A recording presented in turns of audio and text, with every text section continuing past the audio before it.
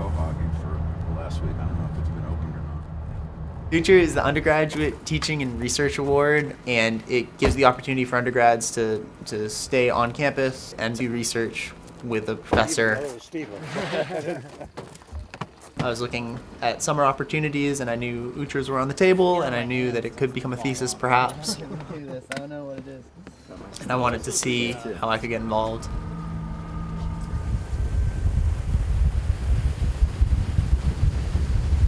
Michael's been great to work with.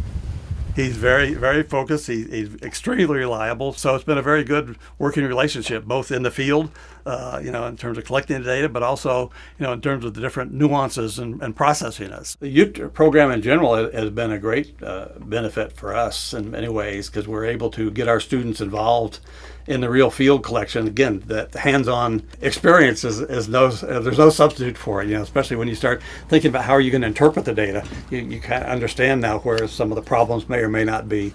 Warren and Dave have gone out for, I want to say, 15 years or so, and they get samples throughout Narragansett Bay at various stations that are fixed sampling locations that they've used the whole time. Okay, you should be on bottom.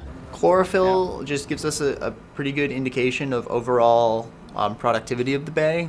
So if there's a lot of nutrients, you're going to have a lot of growth of things that produce chlorophyll. Overproduction can then lead to these big blooms, and those blooms then potentially can lead to low dissolved oxygen. And if you get too low, then it can be lethal. EPA has considered it important enough. That's one of the ways they evaluate whether a water body is impaired. How low is the oxygen and for how long is it low? So Michael has been working on sort of two fronts with his project. One is to work with the larger scale database and help us collect and process the data. And then allied with that, he's doing his satellite project. So one of the problems with the type of work we do is we only go out every few weeks.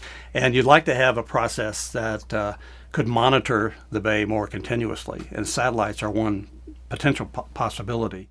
To work on a project like this and to see how delicate and well-balanced a system like Narragansett Bay is, that's really important to me to understand how we fit into that system and how we can keep doing what we're doing in a way that doesn't throw the whole thing out of balance.